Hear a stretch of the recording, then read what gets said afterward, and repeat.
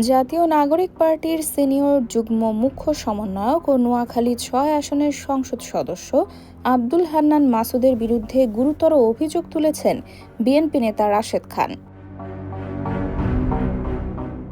বুধবার নিজের ফেসবুক পোস্টে রাশেদ খান দাবি করেন, গণ-অভ্যুত্থানের পর সমন্বয়কদের মধ্যে সবচেয়ে বেশি দুর্নীতিতে জড়িয়ে পড়েন হান্নান মাসুদ। তার অভিযোগ, আওয়ামী লীগের একাধিক নেতার সঙ্গে গোপন বৈঠক করেছেন তিনি এবং এসব বৈঠকের কিছু রাজধানীর পল্টনের একটি হোটেলে অনুষ্ঠিত হয়। রাশেদ খানের ভাষ্য অনুযায়ী, আওয়ামী লীগের এক সাবেক সংসদ সদস্যকে দেশ ছাড়তে সহায়তার বিষয়ে কোটি টাকার সমঝোতার আলোচনা হয়েছিল। এ বিষয়ে আব্দুল গফফার জিসানকে প্রত্যক্ষ সাক্ষী হিসেবে উল্লেখ করেন তিনি।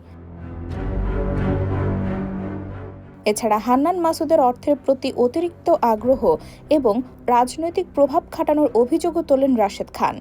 নোয়াখালীর সাবেক আওয়ামী লীগ সংসদ সদস্য মোহাম্মদ আলীকে রাজনৈতিক প্রতিদ্বন্দ্বী মনে করে তাকে গ্রেফতারে ভূমিকা রাখার অভিযোগও করা হয়েছে। তবে অভিযোগগুলোর বিষয়ে এখন পর্যন্ত হান্নান মাসুদের কোনো প্রতিক্রিয়া পাওয়া যায়নি।